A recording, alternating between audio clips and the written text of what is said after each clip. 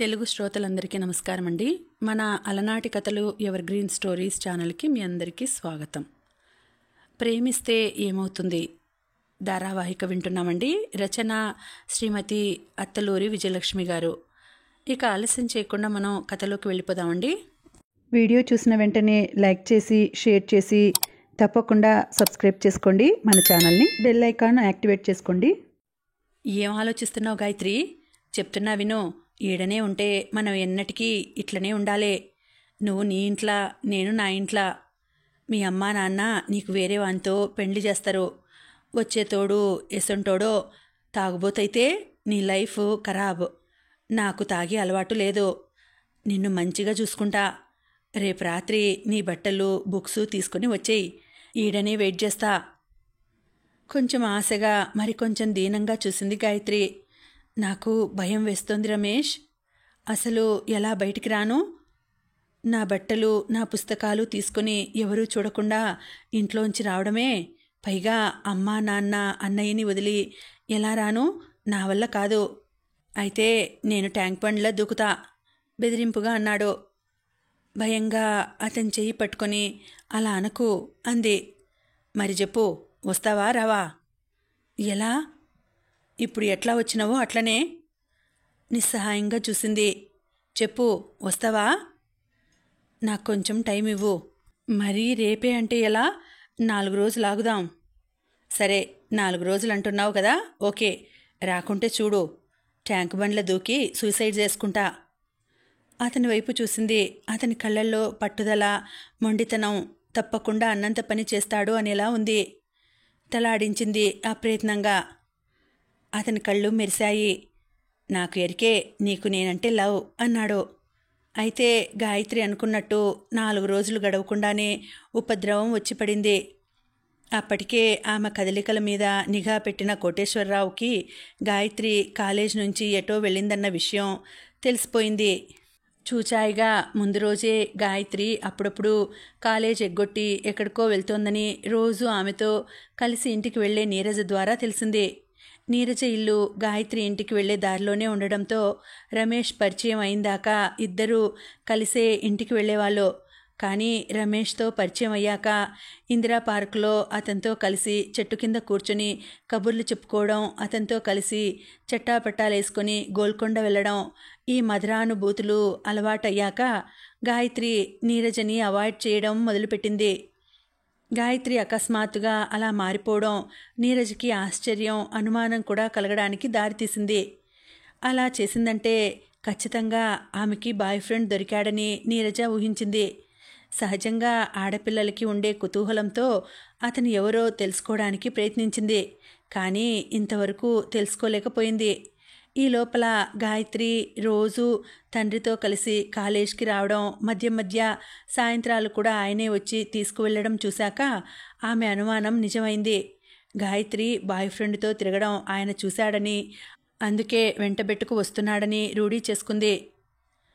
అనుకోకుండా ముందు రోజు ఇంటి దగ్గరగా ఉన్న సూపర్ మార్కెట్లో కోటేశ్వరరావుకి నీరజ కనిపించి విష్ చేయడం, మాటల మధ్య గాయత్రి విషయం రావడం, తన అనుమానం నీరజ ఆయన ముందు కసిగా బయట పెట్టడం జరిగింది.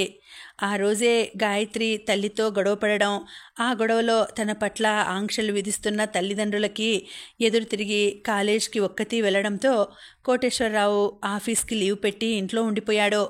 గాయత్రి కాలేజ్ నుంచి రాగానే ఇవాళ ఆమెని నిలదీయాలని ఎదురు చూస్తున్నాడు. అనుకోకుండా గాయత్రి అదే సమయంలో సాయంత్రం రమేష్ని కలుసుకుని ఆలస్యంగా ఇంటికి రావడం జరిగింది. గాయత్రి ఇంట్లో అడుగు పెట్టేసరికి తల్లి తండ్రి చెరో కుర్చీలో నిశ్శబ్దంగా కూర్చున్నారు. ఆ నిశ్శబ్దం పెద్ద విస్ఫోటనానికి దారితీసే అగ్నిపర్వతం చుట్టూ అలుముకున్న వాతావరణంలా ఉంది. వాళ్ళనలా చూడగానే భయంతో ముచ్చెమటలు పోశాయి గాయత్రికి. కాళ్లల్లో వణుకు మొదలైంది. అరచేతులు చెమటతో తడిసిపోయాయి. అప్రయత్నంగా తల భూమిలోకి వంగింది. ఎక్కడి నుంచి వస్తున్నావు? ఉరుములా వినిపించింది ఆయన స్వరం. గాయత్రి బిత్తరపోతూ తల్లి మొహంలోకి చూసింది. సమాధానం చెప్పమన్నట్టు చూస్తోంది ఆవిడ. కహా గాయత్రి పెదాలు దాటి సమాధానం వచ్చేలోగా కోటేశ్వరరావు కుడి చెయ్యి బలంగా ఆమె చెంప తాకటం, గాయత్రి కెవ్వు మనటం జరిగింది. భర్త అలా చేయి చేసుకుంటాడని ఊహించని అన్నపూర్ణ గవాల్న ఆయన చెయ్యి పట్టుకుంది.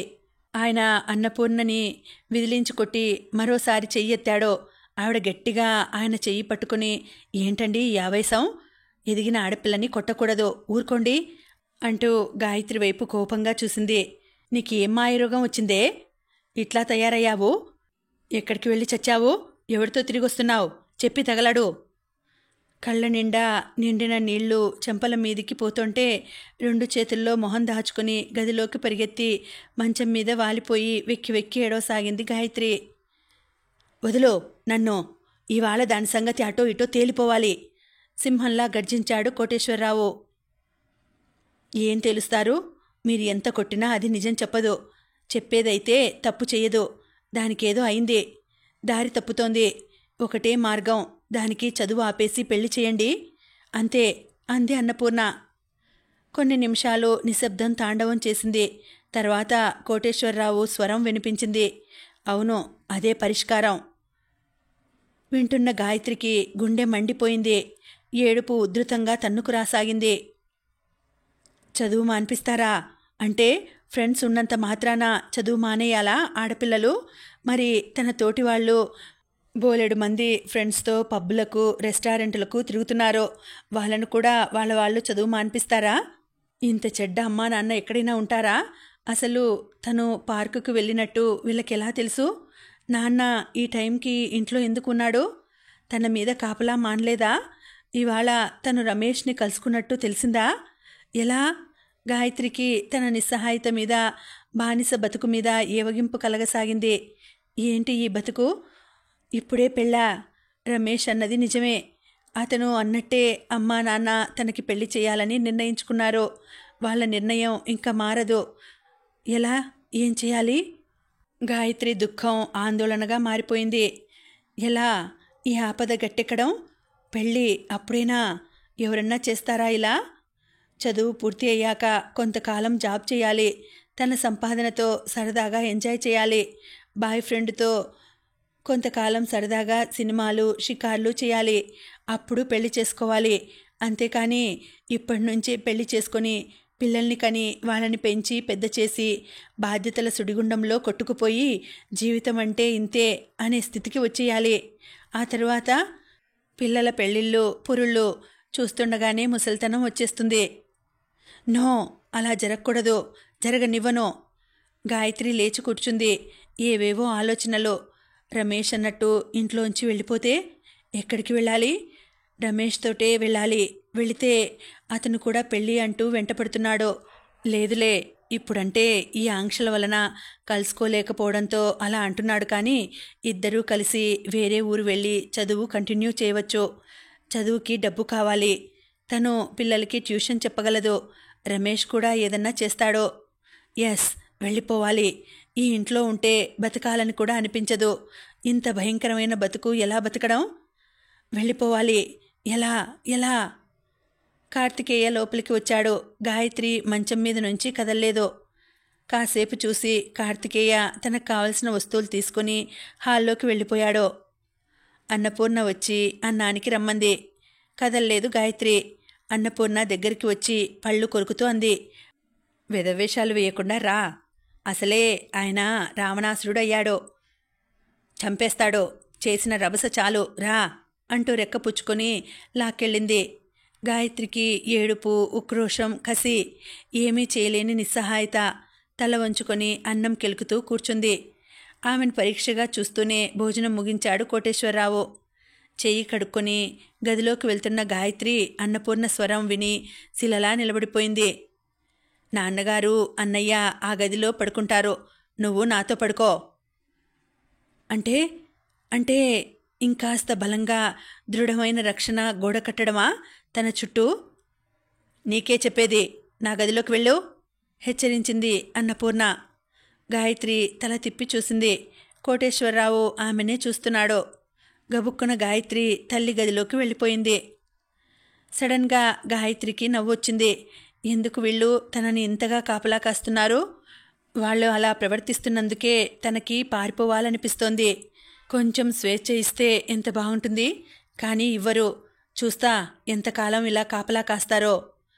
రెక్కలు వచ్చిన పక్షిని పంజరంలో బంధిస్తే ఏం చేస్తుంది?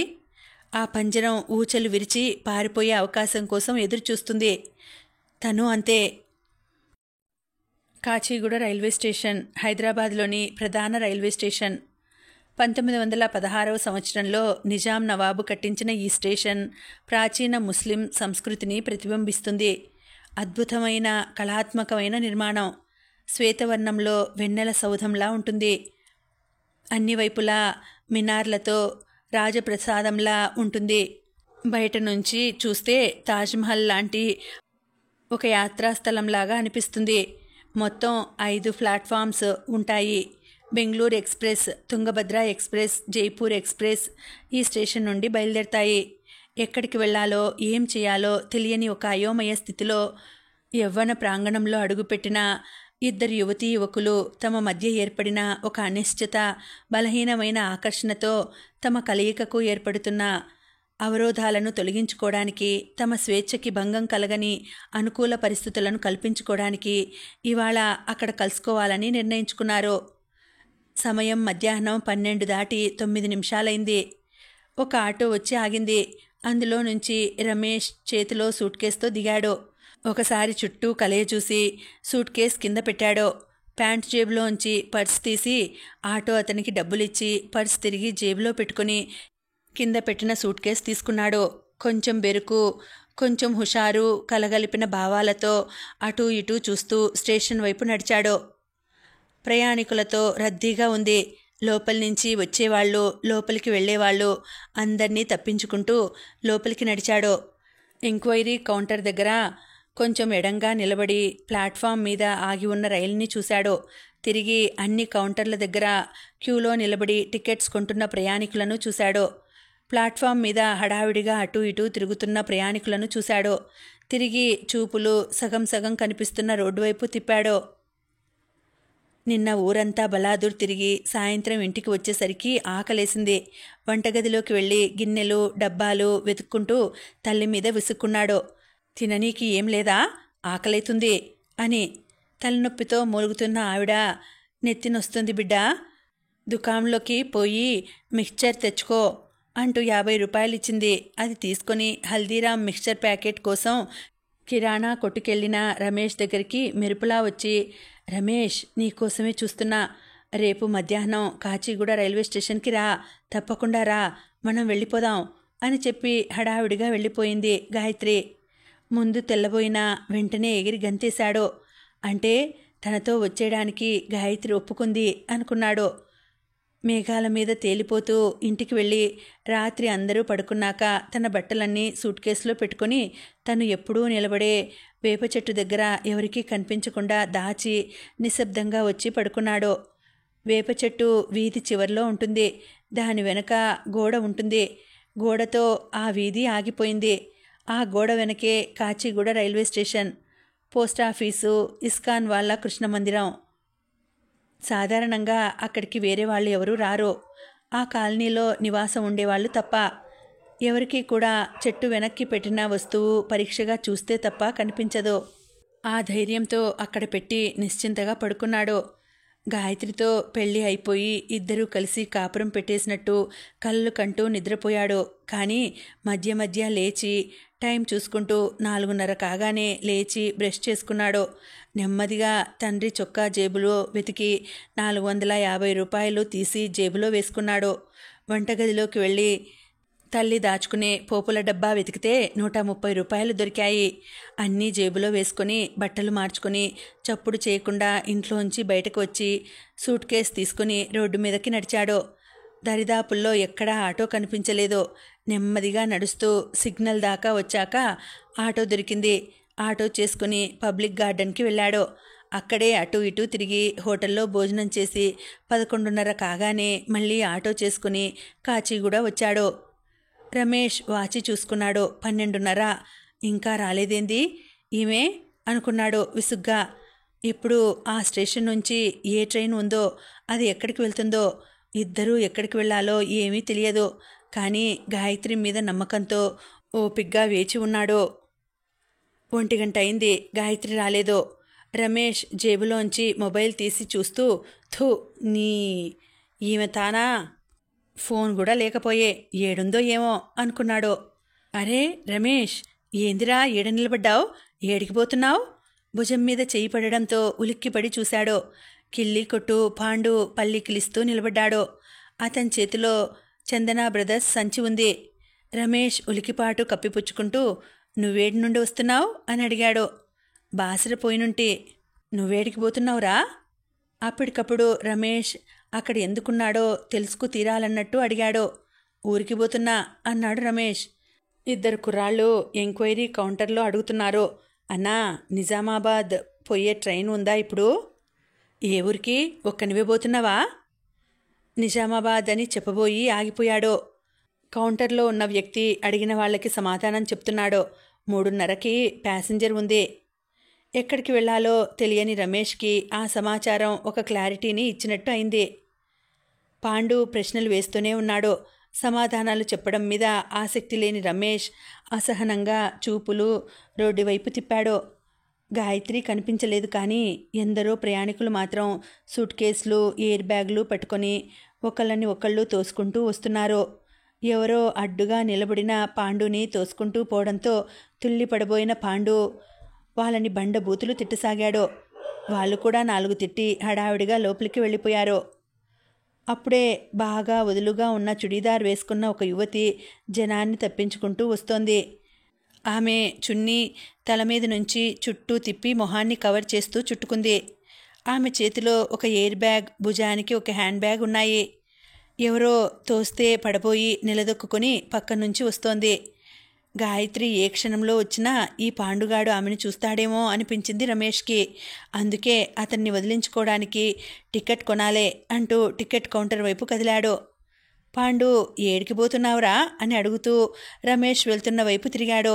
ఆ తిరగడంలో చుడీదార్ వేసుకుని వస్తున్న యువతి ఎదురుగా రావడంతో డాష్ ఇవ్వబోయి పక్కకి తప్పుకొని వెళ్ళబోతూ ఆమె వైపు చూశాడు. అతనికి ఆమె కళ్ళు మాత్రమే కనిపించాయి. ఒక్క క్షణం ఏదో ఆలోచిస్తున్నవాడిలా అలాగే నిలబడిపోయాడు. గాయత్రి అతన్ని గమనించనట్టు వేగంగా మెటల్ డిటెక్టర్ కింద నుంచి లోపలికి వెళ్ళిపోయింది. ఆమె వెళ్ళిన వైపే చూస్తూ సాలోచనగా తలాడించి బయటకు నడిచాడు పాండు. పాండు వెళ్ళిపోవడం లోపల నుంచి ఆ యువతి కౌంటర్ దగ్గర నుంచి రమేష్ గమనించి ఇద్దరు వారి వారి స్థలాల నుంచి కదిలి ఇద్దరూ ఒకేసారి ఎంక్వైరీ కౌంటర్ దగ్గరకు వచ్చారు. ఆమె రమేష్ దగ్గరగా వచ్చి, ఎంతసేపు అయింది నువ్వొచ్చి అని అడిగింది. రమేష్ ఆమె వైపు అనుమానంగా చూస్తుంటే ఆమె మొహం మీద నుంచి చున్నీ పక్కకి తొలగించి, టికెట్ తీసుకున్నావా అని అడిగింది. గాయత్రి ఆమెను చూసిన ఆనందంతో కొంచెం గట్టిగా పిలిచాడు. ఇక్కడ ఎక్కువసేపు నిలబడద్దు, టికెట్ తీసుకో అంది. ఆమె వైపు ఆశ్చర్యంగా చూస్తూ అడిగాడు. ఏడికి పోదాం? గాయత్రి తల అడ్డంగా ఆడిస్తూ అంది. తెలియదు, ఇప్పుడు ఏ ట్రైన్ ఉంటే అది ఎక్కుదాం. నడు, నిజామాబాద్ ట్రైన్ ఉందంట, గిప్పుడే చెప్పిండు. నువ్వు లోపటికి పో, మళ్ళా ఎవరన్నా చూడగలరు. నేను టికెట్ తీసుకొని వస్తా అన్నాడు. సరే, గాయత్రి తల వంచుకొని లోపలికి వెళ్ళింది. 2 నిమిషాల్లో ప్యాసింజర్ ట్రైన్ టికెట్స్ తీసుకొని వచ్చాడు రమేష్. గాయత్రి అటూ ఇటూ చూస్తూ అంది. ఎన్నో నెంబర్ ప్లాట్ఫామ్ మీదకి వస్తుందో అడిగావా? లే, అడగలే అన్నాడు రమేష్. గాయత్రి ప్లాట్ఫామ్ మీద అటూ ఇటూ తిరుగుతున్న పోర్టర్ని పిలిచి అడిగింది. నిజామాబాద్ పోయే ట్రైన్ ఎన్నో నెంబర్ ప్లాట్ఫామ్ మీదకి వస్తుంది? 3వ నెంబర్లా. పోండి అన్నాడు అతను. గాయత్రి వెనక్కి తిరిగి చూసి, నాకు ఆకలిగా ఉంది, ఏమన్నా కొందాం అంది. ఇద్దరూ అక్కడే ఉన్న కొట్టు దగ్గరికి వెళ్ళి 1/2 డజను అరటిపళ్ళు, 4 బిస్కెట్ ప్యాకెట్లు, చిప్స్ ప్యాకెట్స్ కొన్నారు. రమేష్ దర్జాగా పర్స్ తెరిచి డబ్బులిచ్చాడు. ఇద్దరూ కొంచెం దూరంలో కనిపిస్తున్న మెట్ల వైపు నడిచి నెమ్మదిగా మెట్లెక్కి 3వ నెంబర్ ప్లాట్ఫామ్ మీదకి వెళ్లారు. గడియారంలో చిన్న ముళ్ళు నెమ్మదిగా 2 మీదకి వచ్చింది. ఇద్దరూ వెళ్ళి బెంచ్ మీద కూర్చున్నారు. అరటిపండు గాయత్రికి ఇస్తూ, తిను అన్నాడు. గాయత్రి పండు ఒలిచి తింటూ జనాన్ని చూడసాగింది. వీళ్లలో ఎవరన్నా తెలిసిన వాళ్ళు ఉంటే తామిద్దరినీ ఇక్కడ చూస్తే ఒక్క క్షణం గుండె గుబిల్లుమంది. రమేష్ గొంతు వినిపించింది. పాండుగాడు గలీజ్గాడు మనల్ని చూసిండు, ఏం లొల్లి చేస్తాడో ఏమో అన్నాడు. చేయని నిర్లక్ష్యంగా అంది గాయత్రి. నువ్వంటే చున్నీతో కవర్ చేసుకున్నావు, నిన్ను గుర్తుపట్టడు. కానీ నా సంగతి ఇప్పుడు వాడు మా డాడీకి చెప్పేసి ఉండొచ్చు. జల్దీ ట్రైన్ వస్తే మనం ట్రైన్లో కూసుంటే పరిశాన్ ఉండదు. గాయత్రి మాట్లాడలేదు. మీ ఇంట్లో తెలవదా నువ్వు ఇట్లా వస్తున్నట్టు? చెప్పి వస్తానా? చిరాగ్గా అడిగింది. కాలేజ్కి పోలేదా? కాలేజ్కి వెళ్ళాను. నాకు కడుపులో నొప్పిగా ఉందని ఇంటికి వెళ్ళిపోతానని చెప్పి పర్మిషన్ తీసుకుని వచ్చేశాను. దారిలో ఒక రెడీమేడ్ షాప్లో ఈ డ్రెస్ కొనుక్కున్నా. నా దగ్గర 1000 రూపీస్ ఉన్నాయి. ఈ డ్రెస్ 460 రూపాయలైంది. ఇది కాక నేను ఇంటి నుంచి వేసుకుని వచ్చిన నా లంగా ఓణి ఉంది. నేను నా బట్టలు తెచ్చుకున్నా. ఎలా తెచ్చుకున్నావు? ఎవరూ చూడలేదా? రమేష్ తను ఎలా తెచ్చుకున్నాడో చెప్పాడు. గాయత్రి అభినందనగా చూసింది. పాండుగాడు చెప్పిండో ఏమో అన్నాడు మళ్ళీ. చెప్పని, మీ నాన్న ఇప్పుడు స్టేషన్కి వచ్చి నీకోసం వెతుకుతాడా? అంత భయపడతావేం? విసుక్కుంది గాయత్రి. లే, అట్లంటలేను, చెప్పిండేమో అంటున్నా. ఇంతలో వేరే ట్రైన్ ఏదో వస్తున్న అనౌన్స్మెంట్ వినిపించింది. ఆ శబ్దానికి ఇద్దరూ మౌనంగా కూర్చున్నారు. పేరు తెలియని ట్రైన్స్ వస్తున్నాయి, పోతున్నాయి. జీవితంలో మొదటిసారి ఆ రైలు ప్లాట్ఫామ్ని, వాటి మీద వస్తూ పోతున్న రైళ్ళని చూస్తుంటే ఇద్దరికీ సరదాగా అనిపించింది. ఎప్పుడో 4 ఏళ్ల క్రితం తిరుపతి వెళ్లారు ఇంట్లో అందరూ కలిసి. ఒకసారి ఒంగోలు వెళ్లారు తాతయ్య చనిపోయినప్పుడు. ఒకసారి మేనమామ కూతురు పెళ్లికి వెళ్లారు. అంతే తప్ప ఎక్కడికి వెళ్ళింది లేదు. ఇప్పుడు మొదటిసారి తను ఈ అబ్బాయితో వేరే ఊరు వెళ్తోంది. ఎగ్జైటింగ్గా ఉంది. ఒక మూల ఎవరన్నా చూస్తారేమో అనే భయం, మరో మూల చూస్తే చూడని వెళ్ళి చెప్తారో మీ అమ్మాయి ఎక్కడికో వెళ్తోంది అని. అప్పుడు తెలుస్తుంది వాళ్ళకి నిరంకుశంగా ప్రవర్తిస్తే ఏం జరుగుతుందో. కచ్చగా అనుకుంది. నడు, ప్లాట్ఫామ్ చూసొద్దాం అన్నాడు బిస్కెట్ ప్యాకెట్ ఓపెన్ చేసి 2 బిస్కెట్లు ఆమె చేతిలో పెట్టి. ఇద్దరూ కాసేపు అలా ప్లాట్ఫామ్ చివరిదాకా నడిచి వచ్చారు. కొనుక్కున్న బిస్కెట్ ప్యాకెట్లో 2 అయిపోయాయి.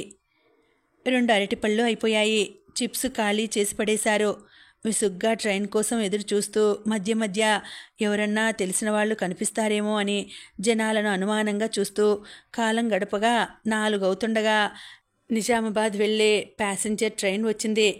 ఇద్దరూ కాసేపు ఇదేనా అనుకుంటూ పక్కన ఉన్న వాళ్ళని అడిగి కన్ఫర్మ్ చేసుకుని ఎక్కేలోగా మిగతా వాళ్ళంతా ఎక్కేసి సీట్ల మీద కర్చీఫ్లు వేయడం, బ్యాగులు పెట్టడం, కొందరు కూర్చొని వాళ్ళ కోసం సీట్లు రిజర్వ్ చేయడం జరిగి వాళ్లకు కూర్చోవడానికి సీట్ దొరకలేదు. రమేష్ మొత్తం కంపార్ట్మెంట్ వెతికి ఒక సీట్ సంపాదించి గాయత్రిని పిలిచాడు. ఆ కాస్త స్థలంలో ఇద్దరూ సర్దుకొని కూర్చున్నారు. భుజాలు, చేతులు, కాళ్ళు తగులుతూ బాగా సన్నిహితంగా కూర్చున్న ఇద్దరికీ కొత్తగా మత్తుగా ఉంది. కొందరు ప్రయాణికులు సీట్లు దొరక్క నిలబడి ఏమాత్రం సందు దొరికినా కూర్చోవడానికి డేగకళ్ళతో చూస్తున్నారు. అటు ఇటు తిరుగుతున్న వాళ్ళు, టీలు కాఫీలు అమ్మేవాళ్ళు, బిస్కెట్లు సమోసాలు అమ్మేవాళ్ళు నిలబడిన వాళ్ళని తోసుకుంటూ వెళ్తుంటే వాళ్ళు ఆ తోపులాటలో కూర్చున్న వాళ్ళ మీద పడుతుంటే వాళ్ళు పడిన వాళ్ళ మీద తిట్లు లంకించుకుంటూ గోలగోలగా ఉంది.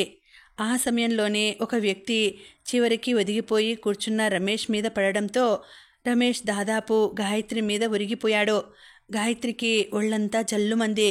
తర్వాత రమేష్ సరిగ్గా కూర్చున్నా తనని ఆనుకొని నిలబడిన వ్యక్తి మాటిమాటికి తోస్తుండడంతో గాయత్రికి మరింత దగ్గరగా హత్తుకొని కూర్చున్నాడు. ఇద్దరూ పరస్పరం వారి వారి స్పర్శలోని హాయిని అనుభవిస్తూ 5-6 గంటల ప్రయాణాన్ని ఆస్వాదించారు. నిజామాబాద్ చేరేసరికి 8 దాటింది. ఇద్దరూ వారి వారి బ్యాగులు తీసుకుని ట్రైన్ దిగి ప్లాట్ఫారం మీదకి చేరి చేతిలో బ్యాగులతో దిక్కులు చూస్తూ నిలబడిపోయారు. ఇప్పుడు ఏడకి పోదాం అడిగాడు రమేష్. గాయత్రి మాట్లాడలేదు.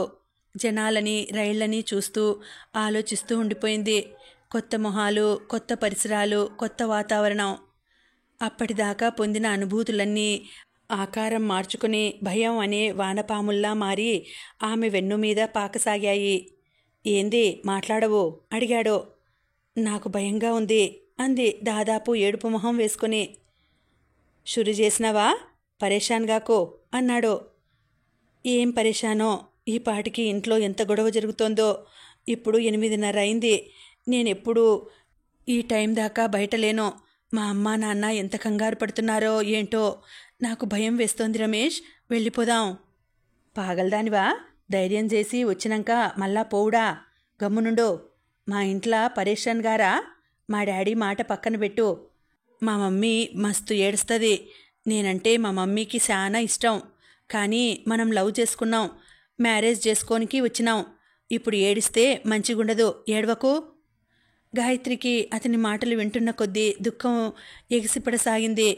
ఇంట్లో నుంచి బయలుదేరి వస్తున్నప్పుడు కానీ, కాలేజ్ నుంచి పర్మిషన్ తీసుకొని బయటపడినప్పుడు కానీ, డ్రెస్ కొనుక్కొని అప్పటికప్పుడు ట్రయల్ రూమ్లో ఆ డ్రెస్ వేసుకొని రైల్వే స్టేషన్కి వచ్చినప్పుడు కానీ, అక్కడ పాండుని చూసినప్పుడు కానీ, రమేష్తో ప్లాట్ఫామ్ మీద చిప్స్ తింటూ తిరిగినప్పుడు కానీ, రైల్లో అతని పక్కన ఆనుకొని కూర్చొని అతని స్పర్శలోని మాధుర్యం అనుభవించినప్పుడు కానీ లేని దుఃఖం, భయం, నిజామాబాద్ స్టేషన్లో దిగగానే ఒక్కసారిగా ముప్పిరిగొన్నాక కానీ తను తప్పు చేశానన్న స్పృహ రాలేదు ఆమెకి.